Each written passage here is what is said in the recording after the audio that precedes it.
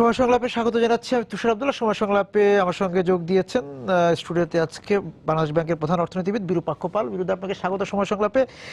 আপনাকে এবং দর্শকদেরকে জানিয়ে রাখি যে দর্শকরা এরই মধ্যে জেনে গিয়েছেন, আপনিও তো অনুষ্ঠান শুরুর আগে জানেন যে শ্যামপুরে 5 বছরের শিশু নীরব ম্যানহোলে পড়ে গিয়েছে, এবং আমরা সর্বশেষ যেটা জানতে পাচ্ছি যে দমকল বাহিনীর পক্ষ থেকে বলা হচ্ছে যে তারা খুঁজতে খুঁজতে ম্যানহোলের ভিতরে খুঁজতে বুড়িগঙ্গার দিকে যাচ্ছে, কারণ এটা একটি শিল্প এলাকা এবং সেখানে যে বর্জ্য পানির যে স্রোত সেখানে নীরবকে ওদিকে টেনে নিয়ে যেতে পারে। মানে খোঁজা হচ্ছে। আমরা নিশ্চয়ই কথা বলতে বলতে জানতেও পারবো যে অগ্রগতি, এবং আমার রিপোর্টার ওখানে আছে, তার কাছেও যাব। তার আগে আমরা এখনকার যে আলোচনার জন্য আমরা শুরু করতে চাই আপনার সঙ্গে, সেটা হচ্ছে যে এই বিজয়ের 44 বছর আমরা আছি, সেই জায়গা থেকে আপনি আমাদের যে অর্থনীতি নিয়ে তো আপনার সাথে কথা বলবো, এই অর্থনীতির পাশাপাশি তরুণদের নিয়ে আপনার কাছে শোনা যাচ্ছে যে তরুণদের নিয়ে তো আমাদের সব ধরনের উন্নয়ন ভাবনা হওয়া উচিত। এখন তৃতীয় প্রজন্ম, মুক্তিযুদ্ধ পরবর্তী তৃতীয় প্রজন্ম আছে, তারা কিভাবে বাংলাদেশের অর্থনীতিকে দেখছে, তাদের সঙ্গে আপনার নিশ্চয়ই কথাবার্তা হয়। ধন্যবাদ তুষার, এবং ধন্যবাদ সময়কে আমাকে আমন্ত্রণ জানানোর জন্য। হ্যাঁ তুষার, যেটা যেটা তোমরা নির্ধারণ করেছো সেটা ঠিক।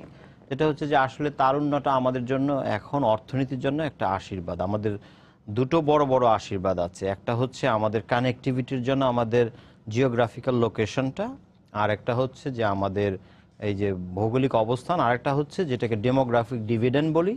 আমি বলি যেটা হচ্ছে তারুণ্যের অর্থনীতি। এই তারুণ্যের অর্থনীতির এই দুটো জিনিস। এখন যেটা হচ্ছে যে ডেমোগ্রাফিক, যেটা হচ্ছে যে আমাদের যে ভৌগোলিক অবস্থান, এটা কেউ নিতে পারবে না যদি না একটা বড় মাপের ভূমিকম্প হয়ে বাংলাদেশ সরে গিয়ে, ওইটা আমরা হয়তো কাল্পনিক ব্যাপার। কিন্তু আমাদের যে জিনিসটা শেষ হয়ে যাবে সেটা হচ্ছে তারুণ্যের আশীর্বাদ। এখন আমাদের জনসংখ্যার ভেতর একটা বড় অংশ বাস করছে তারুণ্য, এবং এদের অর্থনীতির সাথে এদের সম্পর্কটা কি হচ্ছে, তারুণ্যের ভোগের একটা নতুন নতুন জিনিস ভোগের একটা প্রবণতা থাকে, এবং তারা নতুন জিনিসকে এক্সপেরিমেন্ট করে, যেটা বৃদ্ধরা করে না। সুতরাং এই তারুণ্য, আর দুই হচ্ছে যে তারুণ্য আমাদের অর্থনীতির মধ্যে বড় বড় তিনটি উপাদান থাকে। একটি হচ্ছে ভোগ, বিনিয়োগ এবং সরকারি ব্যয়। তো ভোগটা হচ্ছে সবচেয়ে বেশি জায়গা নেয়, সেটা হচ্ছে 70% মতো বা 70% মতো। কিন্তু তারপর হচ্ছে বিনিয়োগ। এই বিনিয়োগের ক্ষেত্রেও তরুণরা সবচেয়ে বড় ভূমিকা রাখে, কারণ আমাদের একটা ঐতিহাসিক দৃষ্টিতে দেখতে হলে বাঙালিরা কিন্তু বিনিয়োগকারী জাতি না, খুব উদ্যমী ব্যবসায়ী নয় হিস্টোরিক্যালি, এটা না। কিন্তু এখন এই তরুণদের মধ্যে গ্লোবালাইজেশনের যুগে তাদের চোখ খুলে গেছে, হ্যাঁ উদ্যম দেখা দিয়েছে। তো ভোগ এবং বিনিয়োগ এই দুটো ক্ষেত্রকে এই তরুণরা যখন উজ্জীবিত করে, তখন যেটাকে আমরা বলি জিডিপি বাড়ে এবং প্রবৃদ্ধি বাড়ে।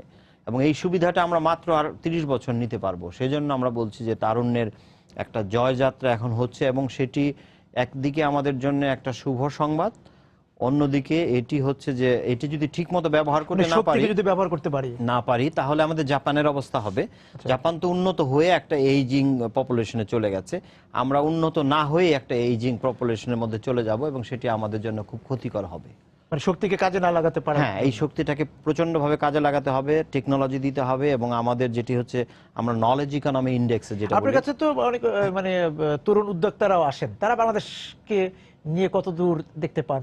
দুর্দান্ত। আমি মনে করি যে যেটা হচ্ছে প্রযুক্তির একটা সুবিধা আছে, যেটি সিলিকন ভ্যালিতে হচ্ছে সেটা আমাদের এখানে আসতে মাত্র কয়েক মিনিটের সময় লাগতে পারে, যে চলে আসছে আজকে প্রযুক্তির যুগের মধ্যে। তো তারা ওই ধরনের চিন্তা ভাবনা করে, এবং ওদের ওই ধরনের এন্টারপ্রেনারশিপ ডেভেলপমেন্ট ছাড়া টিপিক্যাল ইন্ডাস্ট্রি দিয়ে তো বাংলাদেশ চলে না। একসময় আমরা গভর্নমেন্ট স্পন্সর জুট মিল করলাম, কলাপস, সুগার মিল কলাপস, এই সমস্ত জিনিসে হচ্ছে না।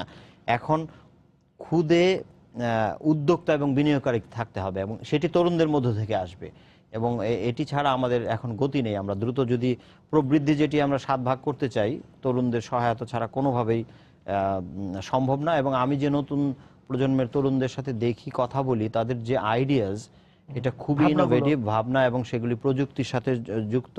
তবে শিক্ষার মান, যেটি হচ্ছে আমাদের যে হায়ার এডুকেশন কোয়ালিটি, এটি একটা রাষ্ট্রের দায়িত্ব আছে, এইটা তৈরি করে দেয়া, আমাদের বিদ্যুৎ দেয়া, আমাদের অবকাঠামো দেয়া, এবং আমাদের রেগুলেশন। তরুণরা কিন্তু রেগুলেশন পছন্দ করে না, এটা আমরা রবীন্দ্রনাথের কবিতায় দেখেছি যে আদমরাদের ঘামের তুই বাঁচা, হ্যাঁ, এবং তিনি তরুণরা এখন এরা যদি যখন এন্টারপ্রেনার হতে চায়, তাদের মধ্যে একটা স্বপ্ন আছে, উদ্যম আছে, হঠাৎ করে গিয়ে দেখলো ওরা যদি অফিসে অফিসে ফাইল নিয়ে দৌড়াদৌড়ি করতে হয় এবং সেখানে করাপশন যদি থাকে, তাহলে এরা দুটো চিন্তা করবে। এক হচ্ছে সমাজের মধ্যে হয়তো কলুষিত হয়ে যাবে, নষ্ট হয়ে যাবে, অথবা বিদেশে চলে যাবে। সুতরাং এই দিকটাও আমাদের নজর দিতে হবে যে এই তরুণদের যে স্বপ্ন আছে, উদ্যম আছে, দেশের প্রতি প্রেম আছে, এটাকে কাজে লাগাতে পারলে আমরা উন্নয়নের দিকে যাব, যেটা আজকের প্রতিপাদ্য বিষয় বা আলোচ্য বিষয়। আমি সেদিকে এবং আমি আলোচনায় চালিয়ে যেতে চাই, তার আগে আমি একটু জানতে চাই যে আমাদের শ্যামপুরে আমার রিপোর্টার এখন তৈরি কিনা আমাদেরকে জানানোর জন্য।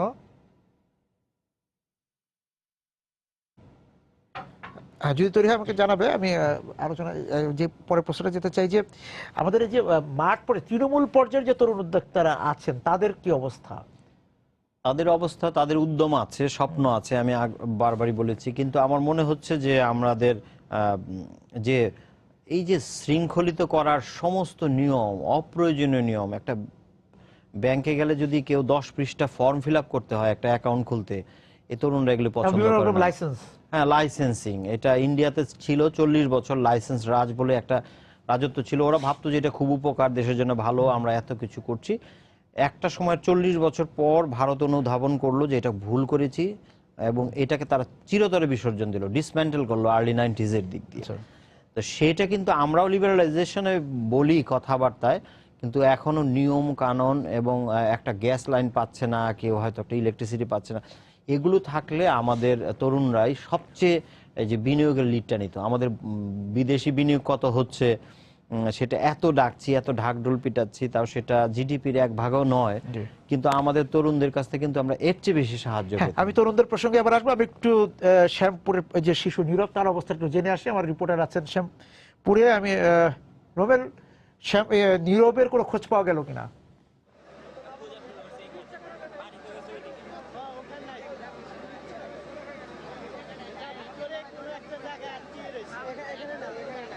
রোমেল, তুষার ভাই, উদ্ধার কাজের যে খবরটি এখন বলতে পারি সেটি হচ্ছে যে স্থানীয় লোকজন যারা উদ্ধার কাজ চালাচ্ছিলেন তারা যেটি বলছিলেন সেটি হচ্ছে যে তারা এই যে সুয়ারেজের যে মূল পানি প্রবেশের যে মূল জায়গাটি রয়েছে সেই জায়গাটিতে তারা বালির বস্তা ফেলে পানি প্রবাহ এটার ভিতরে বন্ধ করেছেন, এবং বন্ধ করে তারা স্থানীয় প্রযুক্তিতে পানি, ভিতরের পানি সেচে এই পুরো সুয়ারেজ লাইনটিকে পানি শূন্য করার চেষ্টা করছেন।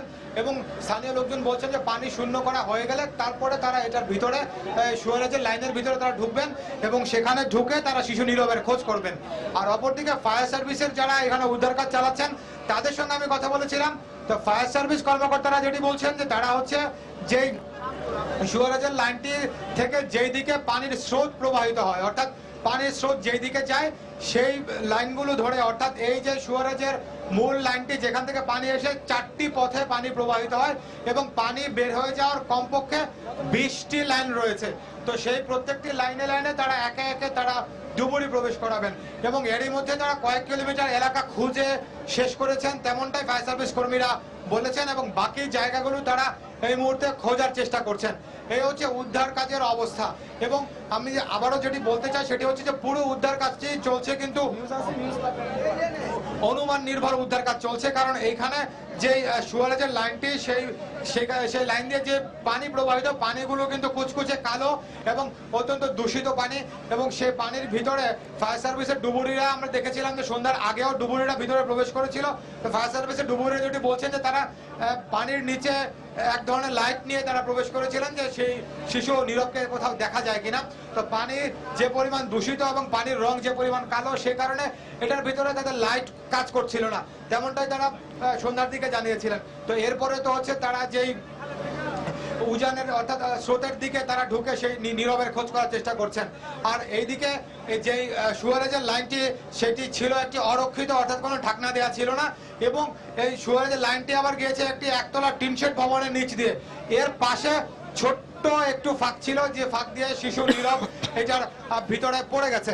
এবং এখানে এসে আমরা আরেকটি বিষয় যেটি জেনেছি সেটি হচ্ছে যে এই শ্যামপুর ইউনিয়ন পরিষদের একজন নারী সদস্য মহিলা কাউন্সিলর সুলতানা আহমেদ লিপি, তো তিনি আমাদেরকে জানিয়েছিলেন যে বছর চারেক আগে এই এই এই জায়গাটি অর্থাৎ এই শ্যামপুর এলাকাতে এই সুয়েরাজের লাইনে আরেকটি বাচ্চা পড়ে গিয়েছিল এবং সেই বাচ্চাটিও পরবর্তীতে মারা গিয়েছিল।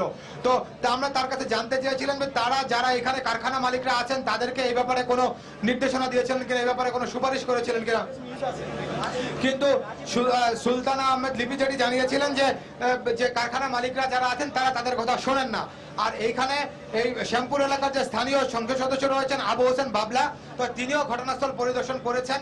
কিছুক্ষণ আগেও তার সঙ্গে আমারও কথা হয়েছে, তো তার কাছেও সে একই ব্যাপারে জানতে চেয়েছিলাম যে এই ধরনের অরক্ষিত সুয়েরাজের লাইন, এখানে যে লাইনগুলো ঢেকে রাখা হয় না কিংবা অপরিকল্পিতভাবে গড়ে তোলা হয়েছে, এই ব্যাপারে তিনি কি বলছেন। তো তিনি যেটি বলেছেন যে তিনি বলছেন যে এই ঘটনার জন্য যারাই দায়ী থাকুক সেই দায়ীদের বিরুদ্ধে যথাযথ আইনানুগ ব্যবস্থা নেওয়া হবে।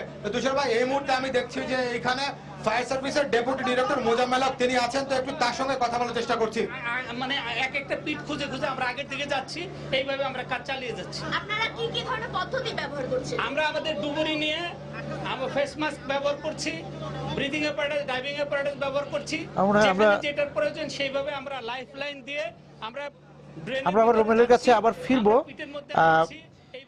আমরা আলোচনায় ফিরতে পারি। দেখলেন যে আমরা জানলাম যে শিল্প এলাকায় এর আগেও আরেকটি শিশু এভাবেই ম্যানহোলে পড়ে মারা গিয়েছিল। আমরা আবার তারুণের আলাপে আসবো।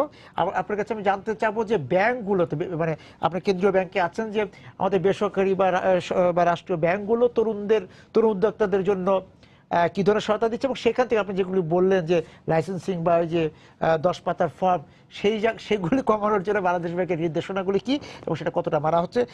হ্যাঁ, তাদেরকে সহজভাবে ঋণ দেওয়ার জন্য ঋণের পরিমাণও আমরা ছোট করেছি, যেটাকে বলে SME, small and medium enterprises. এগুলির জন্য আমরা এনকারেজ করি, বিশেষত নারী উদ্যোক্তাদের আমরা করে থাকি। কারণ একটা সমাজের মধ্যে যখন নারীরা এগিয়ে যায় তাহলে দুটো উপকার হয়। একটা হচ্ছে যে তার ফ্যামিলি তো থাকেই, তার এমপ্লয়মেন্টও একটা জেনারেশন হয়, এবং নারীর মাধ্যমে নারীদের এমপ্লয়মেন্ট জেনারেশন হয়। আমাদের সমাজের মধ্যে যে আয় কম, অর্থনীতির একটা বড় অংশ, যে আমাদের নারীদের আরও পার্টিসিপেশন বাড়াতে হবে। উন্নত বিশ্বে কি হয়, মানে নারী প্রায় পুরুষদের সমান, এটাকে বলে ওয়ার্ক ফোর্স পার্টিসিপেশন। তো এটা করতে গেলে নারী উদ্যোক্তা থাকলে, নারী উদ্যোক্তা যদি একটা বিজনেস খোলে তখন সে নারীদেরকে নিয়োগ করে, এইটা হলো একটা যুক্তি। সেজন্য আমরা নারী উদ্যোক্তাদের জন্য বিশেষভাবে অনুপ্রেরণা দিয়ে থাকি, এবং বর্তমান গভর্নর মহোদয় এটা বলে দিয়েছেন যে প্রত্যেকটা ব্রাঞ্চ অন্তত 2 জন নারী উদ্যোক্তাকে ডেভেলপ করবেন, সেটা বলেছেন।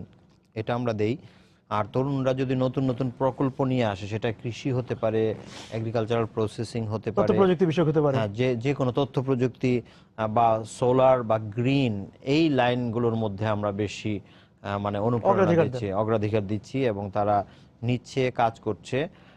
কিন্তু এসএমইর বিষয়ে বলা হয় যে যতটা প্রচারণা সেই এই অনুপাতে তারা যে বিকশিত হয় না, বিকশিত হয় না, ফিডব্যাকটা পায় না।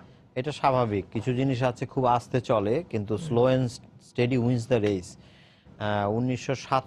2007 সনে আমাদের এসএমই ছিল 18 ভাগ সমস্ত ঋণের, এখন এটা 24 ভাগ।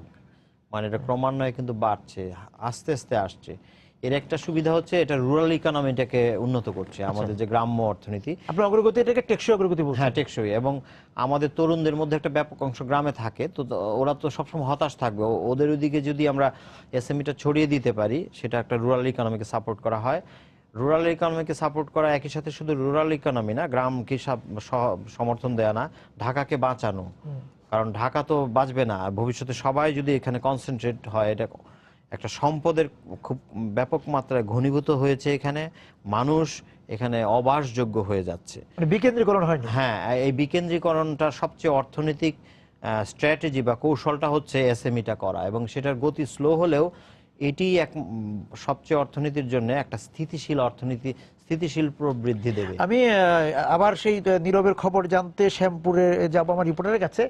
এসে আপনার কাছে যে জানার বিষয় থাকবে সেটা হচ্ছে যে এই যে তরুণদের কথা আমরা বলছি, এসএমইর কথা বলছি, তাদেরকে তৈরি করার জন্য আমাদের কারিগরি যে প্রশিক্ষণের ব্যবস্থা, দক্ষ মানব সম্পদ তৈরির জন্য আমরা কতটা বিনিয়োগ করছি, এই বিষয়ে নিশ্চয়ই বলবেন। আমি একটু যাচ্ছি রোমেলের কাছে শ্যামপুরে।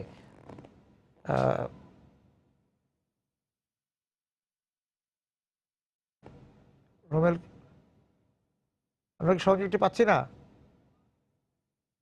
আচ্ছা, না আপনার আলোচনা না আমরা গিয়েছি। হ্যাঁ, তুষার ভাই, আমরা এই মাত্র জেনেছি যে শিশু নীরব যে নিখোঁজ এই সুয়ারেজের লাইনের ভিতরে পড়ে গেছিল, তো তাকে পাওয়া গেছে। অর্থাৎ যে জায়গাটিতে নীরব পড়ে গিয়েছিল সুয়ারেজ লাইনের, তার থেকে কয়েক কিলোমিটার যে বুড়িগঙ্গা নদী, সেখানে তাকে পাওয়া গেছে।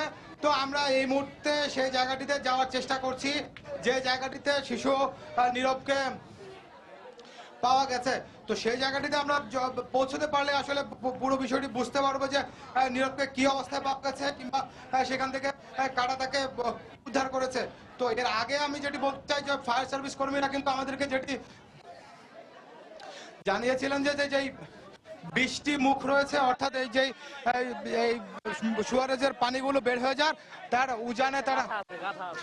উজানে তারা যেই ফায়ার সার্ভিসের যে ডুবুরিদেরকে তারা পাঠিয়েছিলেন, এবং কিছুক্ষণ আগে বলেছিলেন যে তারা বৃষ্টির মধ্যে 7টি মুখ তারা খোঁজা শেষ করেছিলেন এবং বাকি জায়গাগুলোতে তারা খুঁজছিলেন।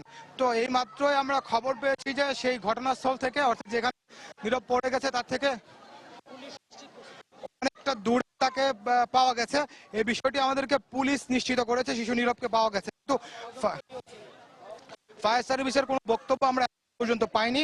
শিশু নীরবকে পাওয়া গেছে বিষয়টি আমাদেরকে নিশ্চিত করেছেন এই কদমতলী থানার কর্মকর্তা ওয়াজেদ আলী। তো তিনি বলেছেন যে এখান থেকে, অর্থাৎ যেখানে শিশু নীরব পানিতে পড়েছিল সুয়ারের লাইন, সেখান থেকে প্রায় 1.5 কিলোমিটার দূরে তাকে পাওয়া গেছে।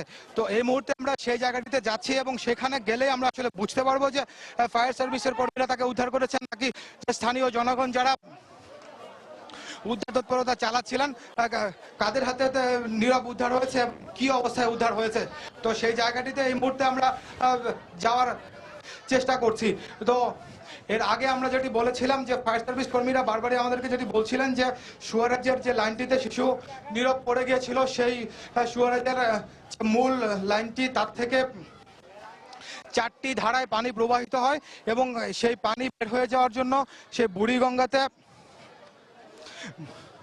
বুড়িগঙ্গাতে যে একটি যে মূল পানি গিয়ে পড়ে, আর এছাড়াও যে আশপাশে যে ছোট ছোট খাল রয়েছে সেখানেও এই সুয়ারেজের পানি গিয়ে পড়ে। তো সব মিলে 20টি ছোট ছোট মুখ ছিল পানি বের হয়ে যাওয়ার, এবং একটি ছিল বড় মুখ। তো এখন যেই শিশু নীরবকে পাওয়া গেছে বলে পুলিশ নিশ্চিত করেছে, সেইটি যে সুয়ারেজের পানি বের হয়ে যাওয়ার যে মূল লাইন, সেটি কিনা নাকি ছোট কোনো মুখ থেকে শিশু নীরবকে পাওয়া গেছে, সেই বিষয়টি আমরা যখন সেই ঘটনাস্থলে পৌঁছতে পারবো তখনই নিশ্চিত করে বলতে পারবো। তো এই মুহূর্তে আমরা সেই জায়গায়, অর্থাৎ যেখানে নীরবকে পাওয়া গেছে সেই জায়গায় আমরা যাচ্ছি। আমি আপনাকে আগে জানিয়েছি যে প্রায় 20 আমি কথা বলছি ফায়ার সার্ভিস সঙ্গে। বাচ্চা তো মেন্ডলটা কিন্তু পিছলা, এটা আস্তে আস্তে আস্তে আস্তে ওই বাচ্চারা নদীর মধ্যে চলে গেছে। আচ্ছা আচ্ছা, মেন্ডলের মধ্যে কোনো জায়গায় বাজার কোনো কিছু নাই। তবে যারা এখানে কমিশনার আছে তারা যদি এটার মধ্যে একটা মেন্ডলের মধ্যে যেটা নেট দিয়ে দিত বড় বড় পাকা করে, তাহলে এতটা পরিশ্রম করতে হইতো না। নেটের মধ্যে বাজে হলো দূরে গেল না, এতটা করা লাগলো না, এত দূর পর্যন্ত গেল না, নেটের মধ্যে বাজে গেল।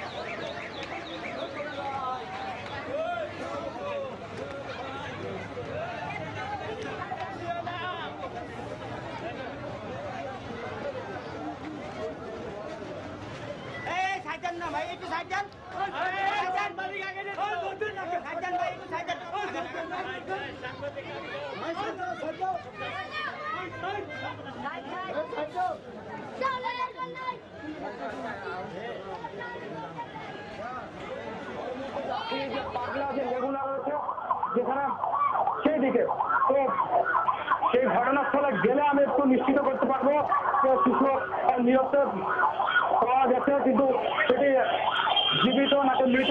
আমি কিছুক্ষণ আগে ফায়ার সার্ভিসের একজন দুপুরে সুখের কথা বলেছিলাম, তো তিনি বলছিলেন যে শিশু নিহত পাওয়া গেছে, কিন্তু তাৎক্ষণিকভাবে তিনি তার কাছ থেকে আমি জানতে পারিনি যে জীবিত নাকি মৃত অবস্থায় পাওয়া গেছে।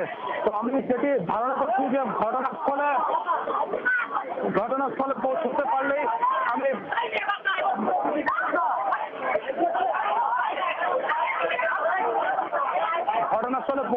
আমি নিশ্চিত করতে পারবো জীবিত না মৃত। তো আমি প্রায় ঘটনাস্থলের কাছাকাছি চলে এসেছি। তো এই মুহূর্তে আসলে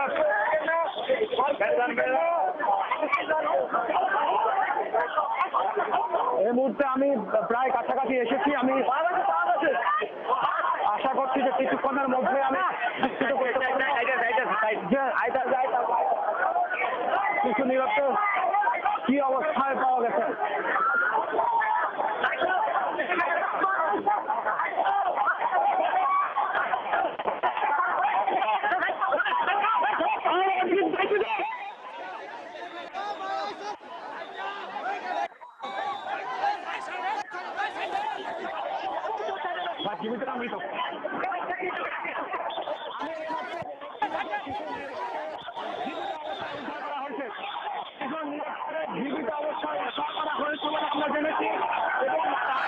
জেনেছি যে শিশু নীরবকে জীবিত অবস্থায় উদ্ধার করা হয়েছে। শিশু নীরবকে জীবিত অবস্থায় উদ্ধার করা হয়েছে বলে আমরা জেনেছি, এবং তাকে এই মুহূর্তে ফায়ার সার্ভিসের কর্মীরা, পুলিশের লোকজন, তারা কড়া নিরাপত্তার মধ্যে তাকে সেই বুড়িগঙ্গার পাড় থেকে তাকে নিয়ে আসছে এইদিকে। এবং আপনারা দেখছেন যে এইখানে যেই উৎসুক মানুষজনের প্রচুর ভিড় তৈরি হয়েছে, গণমাধ্যম কর্মীরা রয়েছেন, তো সবকিছু মিলিয়ে এখানে খুবই বিশৃঙ্খল একটি অবস্থা তৈরি হয়েছে। তবে আসার কথা হচ্ছে যে উদ্ধারে শিশু নীরব সেই পানির সুয়ারেজ লাইনে পড়ে যাওয়ার কয়েক ঘন্টা সময় পর তাকে অবস্থায় উদ্ধার করা সম্ভব হলো। তো ফায়ার সার্ভিস এবং যে স্থানীয় লোকজন যে উদ্ধার কাজে তারা অংশ নিয়েছিলেন, তো সেই ধারাবাহিকতায় শিশু নীরবকে এখানে জীবিত অবস্থায় উদ্ধার করা সম্ভব হয়েছে। আমরা এটিকে বলতে পারি যে একটি মিরাকল। কারণ হচ্ছে যে সুয়ারেজের লাইনে শিশু নীরব পড়ে গিয়েছিল, সেইখান থেকে প্রায় 3 থেকে 4 কিলোমিটার জায়গা শিশু নীরব পানির স্রোতে ভেসে চলে গিয়েছিল, এবং তারপরে তাকে জীবিত অবস্থায় উদ্ধার করা সম্ভব হয়েছে। আমরা চেষ্টা করছি শিশু নীরবকে দেখাতে। দর্শক, আপনারা দেখছেন অত্যন্ত নির্জীব অবস্থায় রয়েছে শিশু নীরব। ফায়ার সার্ভিসের একজন কর্মীর কোলে করে তাকে নিয়ে আসা হচ্ছে।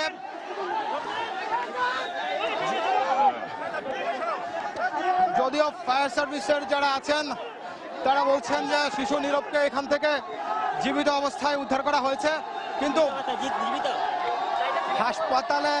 হাসপাতালে নিয়ে যাওয়া সম্ভব হলেই আসলে পুরো বিষয়টা নিশ্চিত করে বলা যাবে। কারণ আমরা যেটি দেখছি যে শিশু নীরব কিন্তু অত্যন্ত নির্জীব অবস্থায় রয়েছে।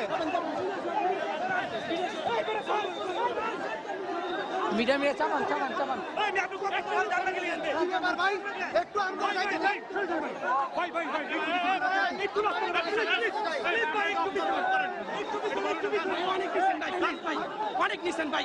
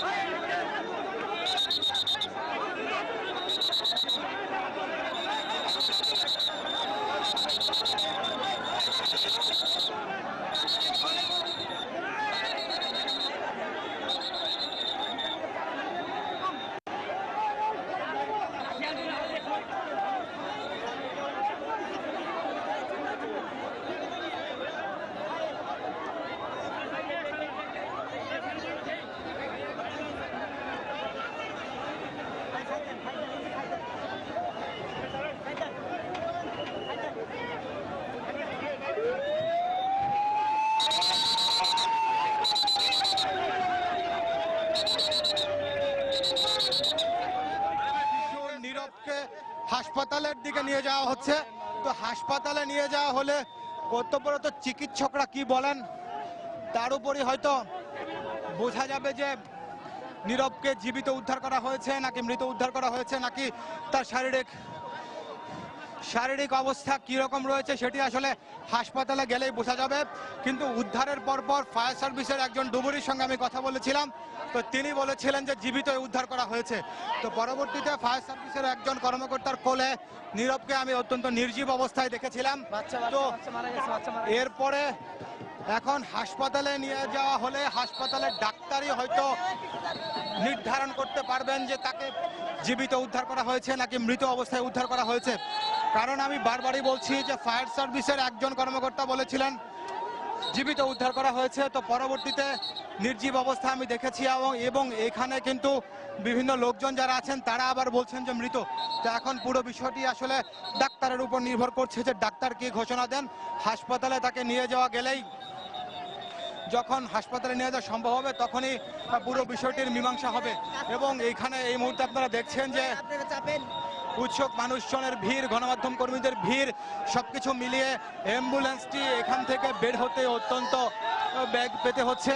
এবং আমরা যেটি ধারণা করছি যে কিছুক্ষণের মধ্যেই এই অ্যাম্বুলেন্সটি এই মুহূর্তে এই এলাকা ছেড়ে যাচ্ছে, অর্থাৎ শিশু নীরবকে নিয়ে অ্যাম্বুলেন্সটি এই হাসপাতালের দিকে যাত্রা শুরু করলো। এবং অ্যাম্বুলেন্সটি এই মুহূর্তে সেই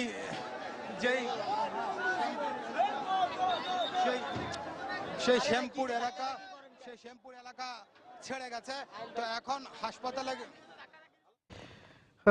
বিরুদ্ধে আমরা দেখলাম যে শিশুটিকে উদ্ধার করে নিয়ে আসা হলো এবং ও নীরব বেঁচে আছে কি নাই সেটা আসলে আমাদের রিপোর্টারও বলছিলেন যে হাসপাতালে নিলেই জানতে পারা যাবে। তবে আমরা যেটা সবচেয়ে বেশি দেখার বিষয়, আপনিও বারবার আমার দিকে তাকাচ্ছিলেন যে এখানে যে ভিড় করেছে, যে অ্যাম্বুলেন্সটা আমরা দেখলাম যে ফায়ার সার্ভিস কর্মীরা যে অ্যাম্বুলেন্স মতো নিয়ে আসলেন, কত বেগ পেতে হয়েছে, মানে এরকম একটি শিশুকে মাত্র উদ্ধার করা হয়েছে, তাকে নিয়ে আসার জন্য আমরা যে এই ধরনের জায়গায় যে ভিড় করি উদ্ধার অভিযানে, আমাদের ফায়ার সার্ভিস বা তাদের তৎপরতা কিন্তু প্রশংসনীয়, কিন্তু আমরা বাচ্চাটি কি হাসপাতালে নিয়ে যেতে কতটা সময় লাগলো এটা আমরা দেখলাম। আমাদের সচেতনতার বিষয়টি আমরা অনেকটা সময়ও নিয়ে নিলাম এই জায়গা থেকে, কিন্তু আমি তারপর একটা ফলাফল আমরা দেখতে পেলাম। আমি এই যে জায়গায় যেতে চাচ্ছিলাম যে এই তরুণদের ক্ষেত্রে যে বিষয়টা, যে তাদের মানব সম্পদ তৈরি করার ক্ষেত্রে আমাদের বিনিয়োগটা যতদূর মনে পড়ে, তাই ধন্যবাদ। আজকে আসলে মনের উৎকণ্ঠাটা অন্যদিকে, আমারও সেদিকে, তো হয়তো আরেকদিন আরেকটু দীর্ঘ আলোচনা করা যাবে। তবে সেটি হচ্ছে যে আমাদের তারুণ্যের একটা শক্তি আছে, একটা সম্মিলিত হবার একটা বাসনা আছে, আর তরুণরা সবসময় নতুন ডাইমেনশনে চিন্তা ভাবনা করে, এবং এই কতগুলো গুণ আছে। যেমন আমরা যদি একটা সময়ের পর চলে যায় তখন নতুন করে ঝুঁকি নিতে পারি না, কিন্তু ঝুঁকি না নেওয়া হলো বাঙালির একটা অভ্যাস। এখন এই নতুন প্রজন্মের মধ্যে ঝুঁকিটা নিতে পারি আমরা, সে সাহসটা হয়। একটা জাতির তারুণ্য তাকে শক্তি দেয়। যেরকম মার্কিন যুক্তরাষ্ট্রে একটা সম্প্রদায় ছিল দ্বিতীয় বিশ্বযুদ্ধের পর থেকে 1965 সন পর্যন্ত যে জন্মগুলো হয়েছে খুব বেশি মাত্রা, এগুলোকে বেবি বুমার জেনারেশন বলে। এরাই কিন্তু পরবর্তী 70, 80s এবং 90s-এ মানে অর্থনীতি, আমেরিকার ইকোনমিক প্রযুক্তি এবং তার ইনফ্রাস্ট্রাকচার সবকিছুতে বিনিয়োগ বাণিজ্য করেছে। এখন একটা এজিং শুরু হয়ে যাচ্ছে। তো আমি যত সম্ভাবনার কথাই বলি, একই সাথে আমরা সতর্কও হতে হবে। তরুণদেরকে যদি কাজে লাগাতে না পারি তাহলে সামাজিক সমস্যা বাড়বে, অস্থিরতা বাড়বে, আমাদের মাদক বাড়বে, এই জিনিসগুলো আমাদের খেয়াল রাখতে হবে। মানব সম্পদ উন্নয়নের ক্ষেত্রে আমাদের যে কারিগরি যে দক্ষতা, সেই জায়গায় আমাদের বিনিয়োগ কতটুকু? যথেষ্ট বিনিয়োগ বাড়াতে হবে, এটা মোটেই না।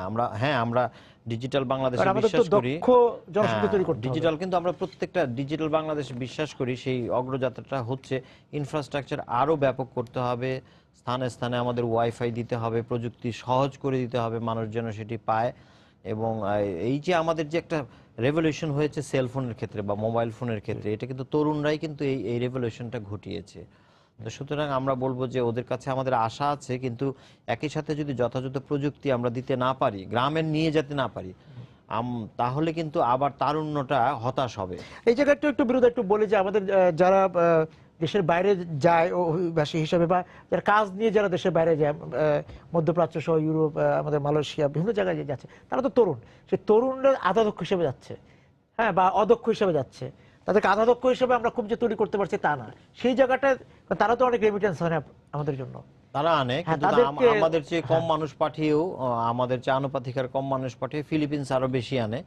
আমাদের এদেরকে দক্ষ না করলে এদেরকে সবসময় এরা বঞ্চিত হবে, শোষিত হবে, এবং সেটি হচ্ছে মধ্যপ্রাচ্যের দেশগুলোতে হচ্ছে। সেটি হয়তো যুক্তরাষ্ট্র, ইংল্যান্ড বা অস্ট্রেলিয়া হয় না, সেখানে একটা স্ট্যান্ডার্ড মিনিমাম ওয়েজ আছে, সেটা হয় না। কিন্তু এটা দক্ষতা বাড়াতে হবে। এখন যেটা হচ্ছে যে দীর্ঘমেয়াদী পরিকল্পনার মধ্যে আমরা যা থাকি, আমরা গ্রোথটাকে যদি বাড়াতে চাই, তরুণদের পিছনে বিনিয়োগ বাড়াতে হবে। তাদের জন্য আলাদা মন্ত্রণালয় আমি জানি আছে, কিন্তু সেরকম কার্যকরী পদক্ষেপগুলো গ্রামে নিয়ে যেতে হবে। তা না হলে তরুণরা শহরমুখী হবে এবং আমাদের ঢাকা এবং চট্টগ্রামকে আরো অবাসযোগ্য হয়ে যাবে জনবসতির চাপে, এবং আমরা উন্নয়নকে ছড়িয়ে দিতে পারবো না। কনসেন্ট্রেশন অফ ওয়েলথ এটা হবে আর কি। এবং সেই জায়গা থেকে বেসরকারি উদ্যোগেও তো তরুণদের প্রশিক্ষণ দেওয়ার ব্যবস্থা করা দরকার। সেই জায়গার উদ্যোগগুলো বেসরকারি হয়, কিন্তু বেসরকারিরা অনেক সময় কস্ট বেনিফিট অ্যানালাইসিসটা দেখে যে আমি একটা লোককে নিলাম, তাকে যদি আমি প্রথমে এখন ট্রেনিং দেই, তাহলে ট্রেনিং এর একটা খরচ আছে, ট্রেনিং এর কিছু কাজ, শিক্ষার কিছু কাজ, এটা দেখা যাচ্ছে এটা রাষ্ট্রকেই নিতে হবে।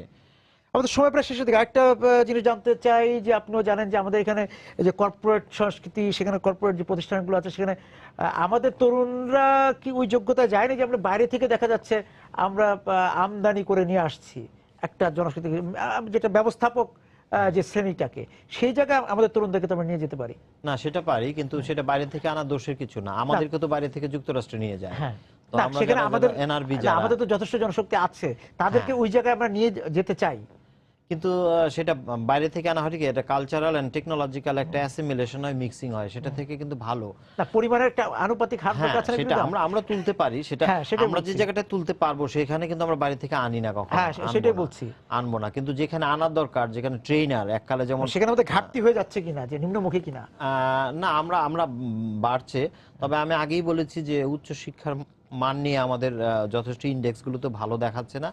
এটার পেছনে বিনিয়োগ, এটাও সরকারকেই করতে হবে, কারণ উচ্চশিক্ষার বিনিয়োগ এবং নীতিমালা নির্ধারণ সেটা প্রাইভেট ইউনিভার্সিটি হবে, কিন্তু সেটার মান উন্নয়ন করার জন্য প্রেরণা থাকতে হবে। R&D, রিসার্চ অ্যান্ড ডেভেলপমেন্টের আমরা খুব বিমুখ জাতি, সেটার দিকে যেতে হবে। তো এই সবগুলো ক্ষেত্র কিন্তু স্বল্প মেয়াদে কোনো লাভ দেখা যাচ্ছে না, কিন্তু দীর্ঘমেয়াদে এরা লাভজনক। কিন্তু সেই দীর্ঘমেয়াদের জন্য যে রসুন বোনা, সেটা রাষ্ট্র বুনতে পারছে কিনা?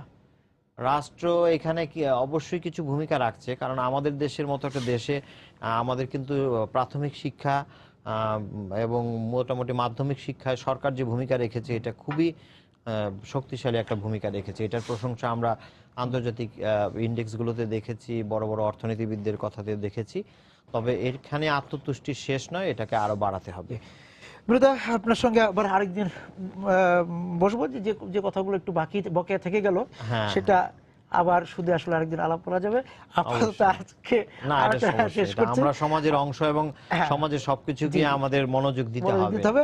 আপনাকে অনেক ধন্যবাদ আমাদের সঙ্গে থাকার জন্য। দর্শক যারা আছেন আজকে সময় সংলাপের সঙ্গে এতক্ষণ, আপনাদেরকে ধন্যবাদ জানিয়ে শেষ করছি আজকের সময় সংলাপ। দেখাবে আগামী দিন। সবাই সুন্দর থাকুন, নিরাপদে থাকুন।